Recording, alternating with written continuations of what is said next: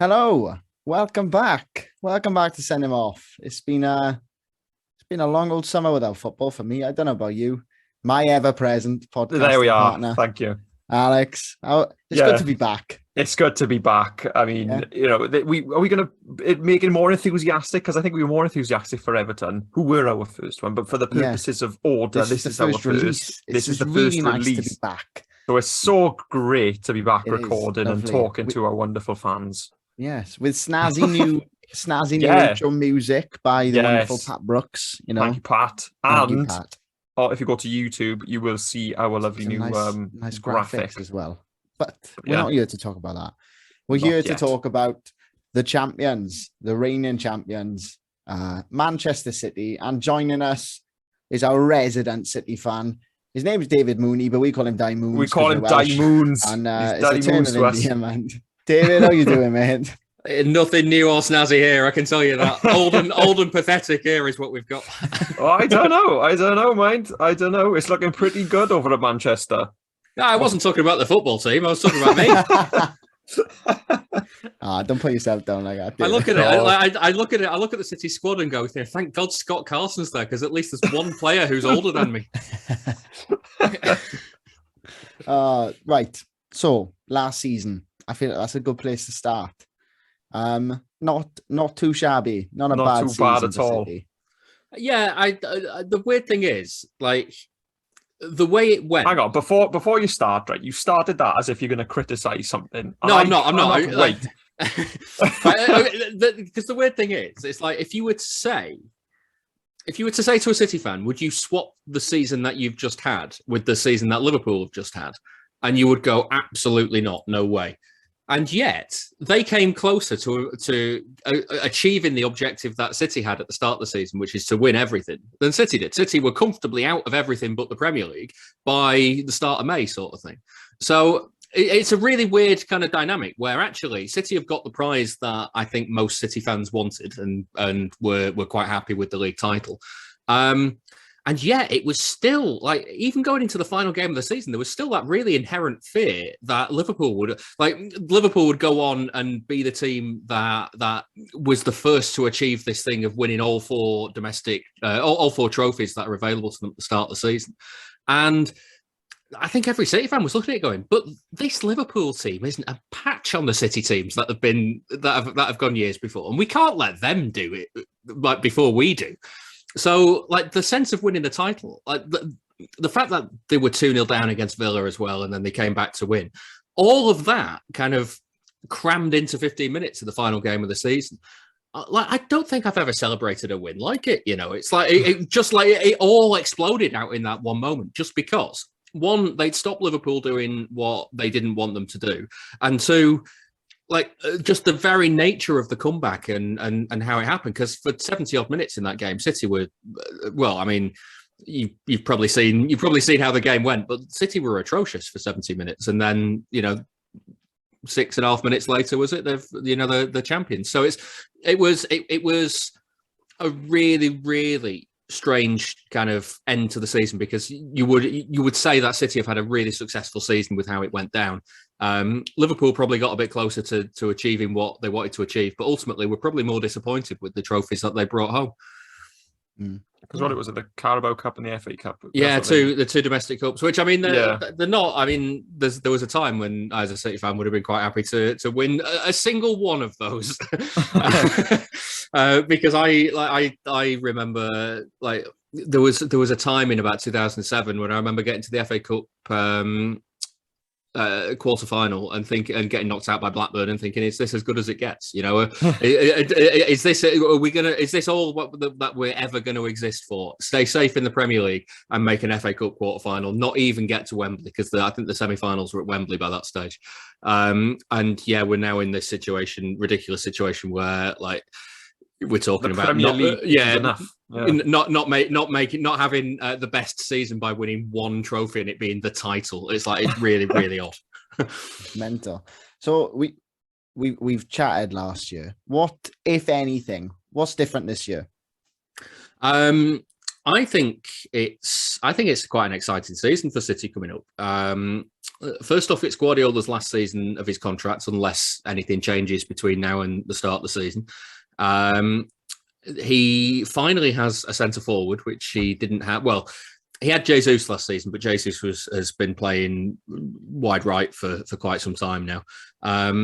And there's been a refresh to the extent that the sort of thing that Ferguson used to do at United, where you would go, well, I don't really want to get rid of him, and I don't really want to get rid of him, but they've gone, and they're going to bring some new faces in to replace them. So it's a little bit, there's more upheaval this summer than there has been in a lot of summers gone by. And in previous years, they would look at the squad, go, we want to keep the squad pretty much as it is, and maybe make one or two changes here or there.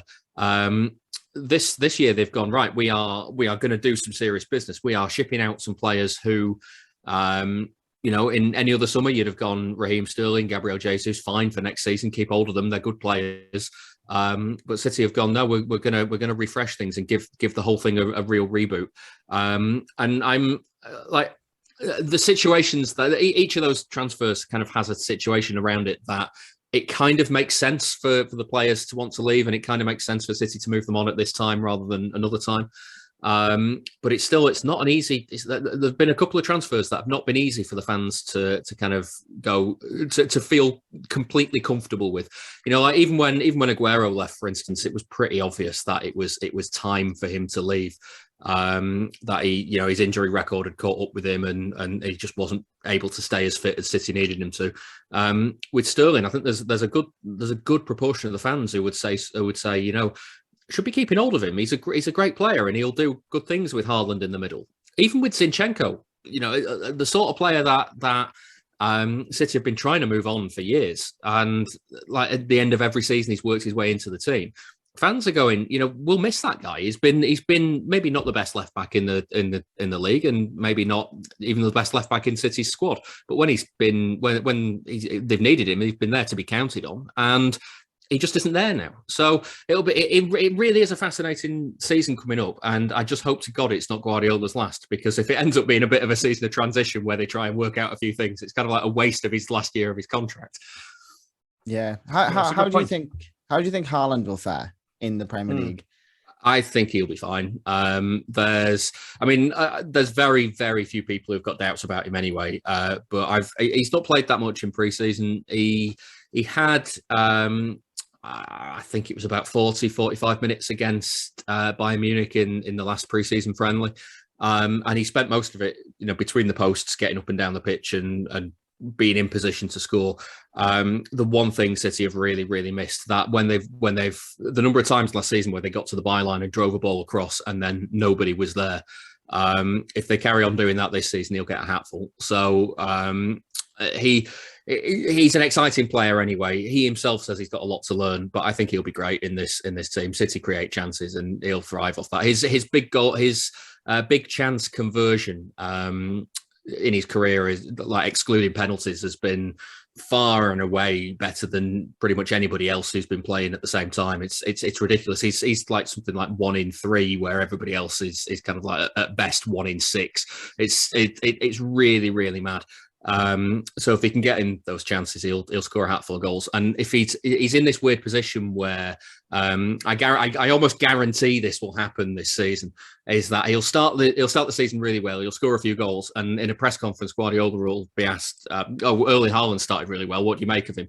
And he'll say something like, well, he's done well, but he needs to do this, and he needs to do this, and he needs to improve, and he needs to work harder, and all this sort of stuff. And we'll all be sat in the press conference going, what on earth is this guy talking about? He's scored 10 goals in 12 games. Like what more can you want out of him? And he did it with Aguero when he first came in, and I almost guarantee he'll do it with Haaland, because it's almost like he needs that time. He'll need that time to bed into what a Guardiola system will look like. But he won't be the sort of player like I feel a bit harsh pulling Grealish's name out of the ether, but let's go with Grealish, because there's a good number of people who weren't impressed with him last season, and that was, there's a lot of he needs to do more this season. Usually Guardiola signings take about a year to bed into the system and what to expect, so I would expect Grealish to be better this season. he didn't score a lot of goals, Grealish, last season, but I think Haaland will score a lot of goals at the same time as still needing that time to kind of bed in. So what will happen is we'll all be fooled by the number of goals that he's scoring, and Guardiola will be seeing this, this number that he can score maybe 3 times as many the following season because he'll be making better runs and better movements. So he's an exciting player. He will. I don't have any doubts that he'll be good for City. But don't be surprised if the noises coming out of City are that he needs to do better. Is he the key guy? Well, no, he's a lot more key than anybody else City have had for a while. I think he's probably on the verge of as close to, if he's fit, he plays, as possible. I think you've got him and De Bruyne, where if you're looking at 2 players in City squad that are almost guaranteed to start, it'd be them. But even then, you go back to Aguero, and Aguero was in that camp until Guardiola arrived, and then Guardiola was quite happy to drop him if it meant the better for the team and the tactics for the game. So he'll be used kind of right by Guardiola, and there may be the odd game where he doesn't play, but I think for the vast majority of games he'll be in the side, because they have just been crying out for a centre forward for 18 months or so, and now they've got probably the most exciting young centre forward in the world. I was going to ask a question, but you kind of already answered it, because we were talking about Haaland, and then I was going to say, well, what do you see Jack Grealish doing this year? Well, kind of already sort of answered it. I think he'll still play kind of wide left, cutting inside, but it'll be a sense of, now that there's somebody in the middle. I mean, the other thing Haaland does that we probably goes under the radar a little bit is the fact that City didn't have a centre forward and they had nobody occupying the 2 centre backs. It caused the centre backs a problem anyway, because when you've got a false 9, the question is, do the centre backs go with them and leave that space, or do they drop deep? And a lot of the times they drop deep and let Foden or whoever it was mill around in the empty space between the lines. And it almost, City found it hard then sometimes to kind of get to the byline and get that scoring chance. I think I can't remember off the top of my head, but I think they finished the season as Premier League top scorers. But they had to really, really work sometimes to get in front in games.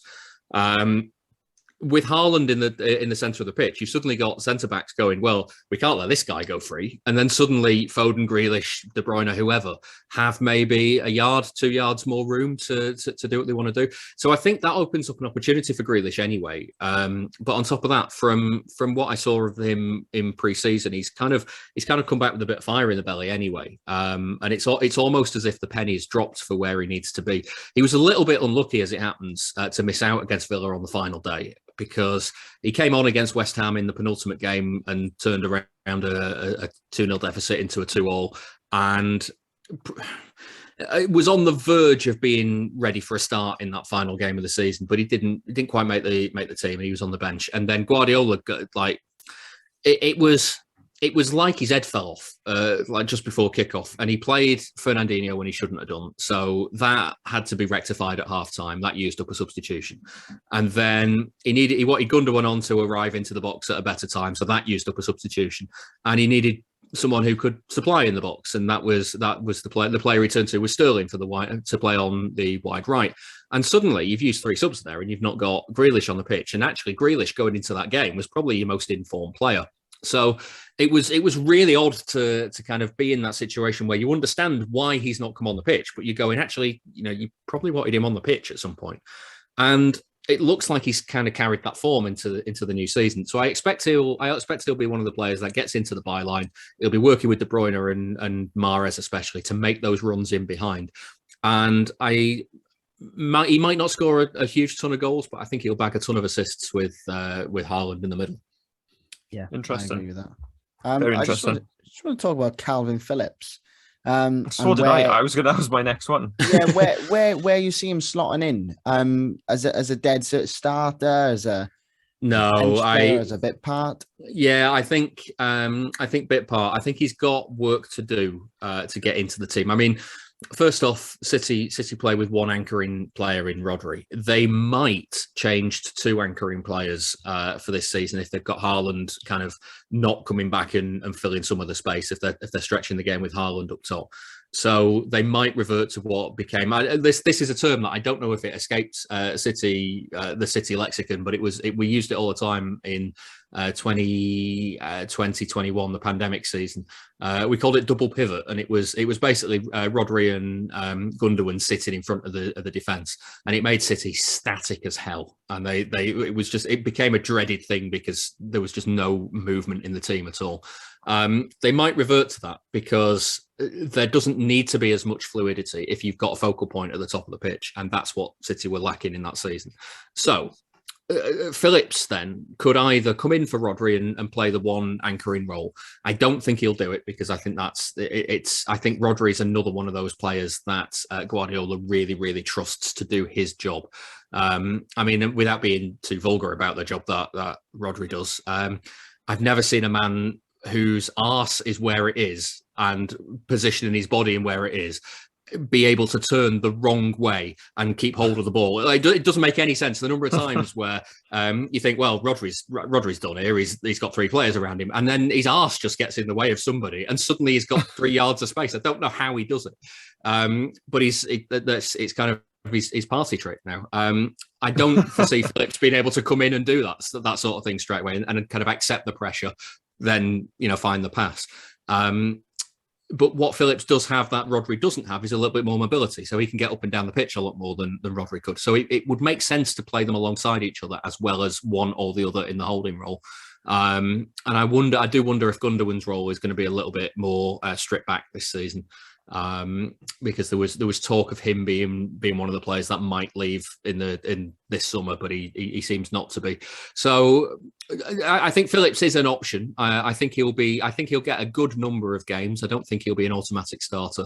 And I don't. He's not the sort of player that I would say stick in your fantasy league team, because I think he's be one of those players where a lot of weeks he'll end up scoring 0 points because he doesn't get off the bench. But there'll be some weeks where he turns out to be quite key. Yeah. If this might be a stupid question, so let's not confine it to the league. This question. Let's go all competitions. What are your expectations? / what will you be happy with? Yeah. Well, this is this is a difficult question because I fully accept. I would say this. I think we need to have a conversation about how we define success and how we kind of talk about success. Because let's say, for instance, on the last day of last season, Gundogan doesn't score the third goal and it finishes 2-2 at the Etihad and Liverpool win the title. Then you would say it's been a bad season for City, except they consistently performed a lot better than they did in, pluck a season out the air, 1920, when they won the League Cup. And they finished 1920 a good 18-20 points off Liverpool and in second place, and there was no doubt about it. City had a bad season, but they won a cup, so there was silverware in the cabinet. Last season, they could have ended up completely empty-handed, and yet the football on show was far more entertaining than it was in any of the games that they produced in the 2019-20 season. And so you say, well, what is success? What are we aiming for this season? And Guardiola has a phrase where he says we need to be there, and what he means by there is in the conversation and kind of in making finals and winning the league. Because equally, if you have a season like City had last season but don't win anything 5 years in a row, then you've not had a good 5 years. Because if you're getting to the Champions League final for 5 years running and the FA Cup and Carabao Cup final for 5 years running, but you don't win any of them, and you finish second in the league every season and a point behind the title winners, you're going to go, well, what's lacking to get you over the line? You can be playing as the football as entertaining as possible, but you're still not you're not getting the rewards that you should be getting.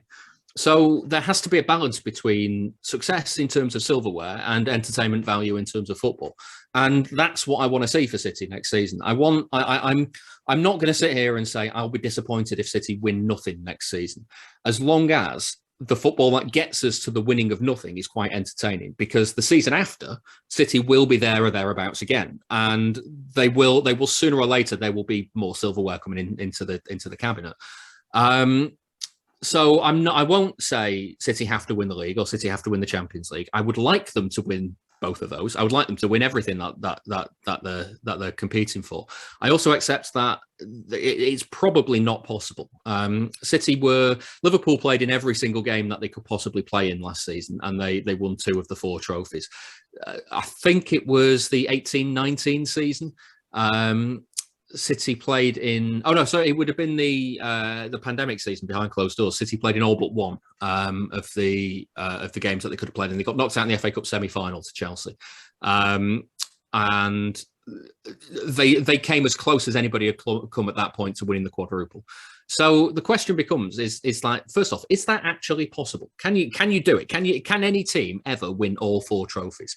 There was a real danger from my point of view that Liverpool could do it last season, but they fell short in the end. And so I'd like City to be aiming for that, but you have to accept that with the size of the squad that they've got a brilliantly deep squad in terms of quality. They don't have a brilliantly deep squad in terms of numbers. And so you get to that week in April where you probably get a key Premier League game, 2 Champions League games and the FA Cup semi-final. I think the Carabao Cup final is crammed in that week as well.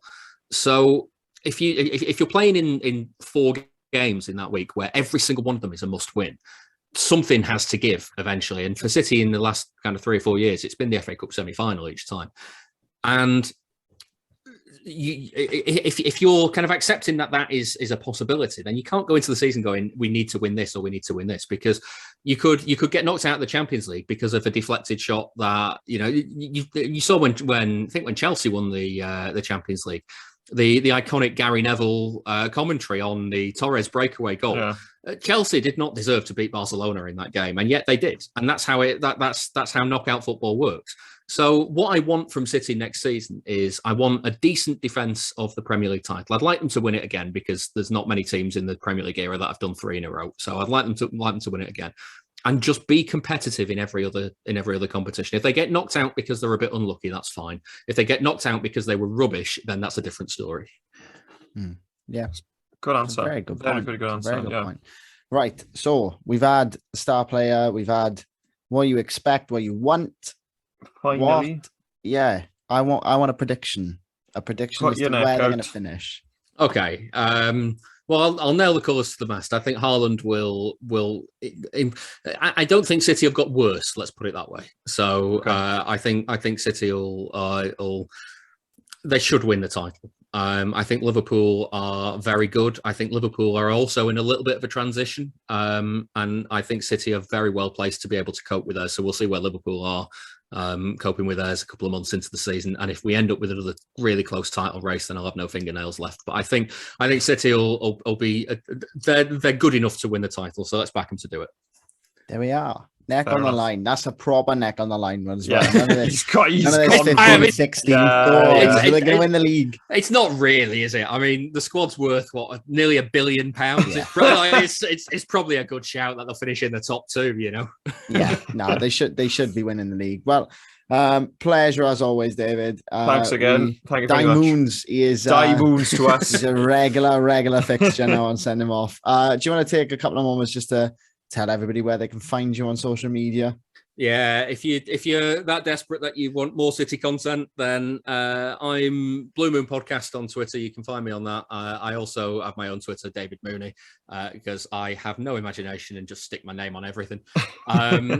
Yeah, if you want to listen to Blue Moon, you find it in all the usual podcast apps and all that sort of stuff. Just have a search for it. I also do the Athletics City podcast, Why Always Us, and we've made a new sign into that this summer. It's me and the Athletic City correspondent Sam Lee, but also they have a new football journalist in Manchester called Paul Bias, who is Spanish and wonderful and pronounces the B in the word plumbing. So it's really, really funny. Whenever you get every now and then he'll pop up with a pronunciation that you go, oh, I didn't expect that, but it's quite funny. So yeah, go and give that a listen as well. There we are. Perfect. Pleasure as always. Alex, always a good one. And there we go. And we're off, as they say in football. We are off, actually. Yeah, this is Yes. Ball is rolling. Make sure you try come back. Try and sound a bit excited about it, lads. Come on. Yeah. Make sure we got 19 more of these to go. Yeah. Come on. Right.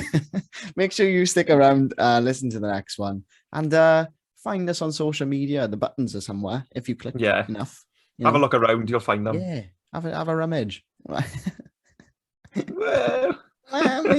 maybe not. We'll see you soon. There we go. We'll see you soon. Thanks for listening. Ta-ra. Take care.